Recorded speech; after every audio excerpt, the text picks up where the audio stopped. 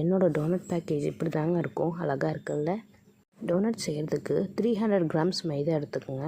அதில் ஒரு 30 கிராம்ஸ் தனியாக எடுத்து வச்சுக்கோங்க. ஏன்னா நடுவில் ஆட் பண்ண வேண்டியது இருக்கும். மாவில் 60 gram sugar, pinch of salt add பண்ணிக்கோங்க. மில்க் பவுடர் இருந்தால் ஆட் பண்ணிக்கோங்க, இல்லைன்னா வேணாம். 1 ஸ்பூன் ஆட் பண்ணிக்கோங்க. மாவை நல்லா மிக்ஸ் பண்ணி விட்டுக்கோங்க.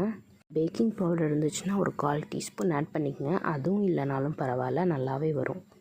ஒரு 150 ml மில்கை லைட்டாக சூடு பண்ணிக்கோங்க. உங்கள் விரல் பொடுக்கிற சூட்டில் இருக்கணும். அதில் ஒரு 10 கிராம் சுகர் ஆட் பண்ணிக்கோங்க. ஒரு 5 கிராம் ஈஸ்ட் போட்டுக்கோங்க. ஒரு 2 ஸ்பூன் சுகர், ஒரு ஸ்பூன் ஈஸ்ட் ஆட் பண்ணிக்கோங்க.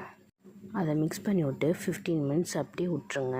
15 மினிட்ஸ் கழித்து பார்த்திங்கன்னா இந்த மாதிரி அதில் ஃபுல்லாக நுரையா வந்திருக்கும். இப்படி நுரை வந்திருந்தால் தான் ஈஸ்ட் ஆக்டிவேட் ஆயிடுச்சுன்னு அர்த்தம். அப்போ தான் நம்மளோட டோனட்ஸ் நல்லா உப்பி வரும். அந்த மில்கை மாவில் ஆட் பண்ணிவிட்டு நல்லா பிசைஞ்சுக்கோங்க. தேவைக்கு ஏற்ற மாதிரி தண்ணியோ இல்லை பாலோ ஊற்றிக்கோங்க. அதை ஓரளவு பிசைஞ்சிட்டு ஒரு 1/2 அன் ஹவர் ரெஸ்ட்டில் விடுங்க. ஒரு 1/2 அன் ஹவர் கழித்து சுகரெல்லாம் நல்லா கொஞ்சம் கரைஞ்சிருக்கும். அப்புறம் எடுத்து அதை நல்லா பிசைஞ்சுக்கோங்க. நீங்கள் நல்லா அழுத்தி பிசைய மாவு நல்லா சாஃப்டாகும். இந்த ஸ்டேஜில் மாவு கொஞ்சம் லூஸாக இருந்துச்சுன்னா நம்ம எடுத்து வச்ச மாவு போட்டு ஆட் பண்ணிக்கோங்க.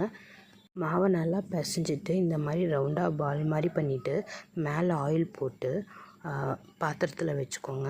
இதை ஒரு மூடி போட்டோ இல்லை காட்டன் துணி போட்டோ 2 மணி நேரத்துக்கு வச்சுருங்க.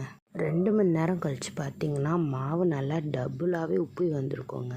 மாவுக்குள்ளே நிறைய ஏர் பபிள்ஸ் ஃபார்ம் ஆகிருக்கும். நீங்கள் ஒரு விரல் வச்சிங்கன்னா அப்படியே அது அமுங்கி ஆஃப் ஆகிறத நீங்களே பார்க்கலாம். பாத்திரத்துலேயும் மாவு மேலேயும் நல்லா எண்ணெய் போட்டு தடவி வச்சுக்கோங்க, இல்லைன்னா அது நல்லா ஒட்டிக்கும் பாத்திரத்தில். மாவு நல்லா உருட்டும். இப்போ நான் ப்ரௌனி செய்ய ஸ்டார்ட் பண்ணிக்கிறேன். நான் இன்றைக்கி டபுள் சாக்லேட் ப்ரௌனி செஞ்சிட்ருக்கேன். என்னோடய பேக்கிங் ஜேர்னியை நான் இந்த ப்ரௌனி வச்சு தாங்க ஸ்டார்ட் பண்ணேன். இது இப்போ இவ்வளோ தூரம் வந்துருச்சு. ப்ரௌனியில் ஸ்டார்ட் பண்ணி இப்போ நான் நிறையா புதுசாக டிஷ்ஷஸ் கற்றுக்கிட்டேன். எனக்கு தெரிஞ்சு ப்ரௌனி தாங்க ரொம்பவே ஈஸியான ரெசிபி பேக்கிங்கில். நான் அது கூட டாப்பிங்ஸாக milk chocolate, dark chocolate add பண்ணிக்கிறேன். நான் இப்போ செஞ்சிட்ருக்கிறது ஒரு ஹாஃப் கேஜி ஒரு 600 கிராம்ஸ் மேலே வந்துடுங்க எப்படியும். உங்களுக்கு ப்ரௌனி ஆர்டர் வேணும்னா என்னை காண்டாக்ட் பண்ணுங்கள்.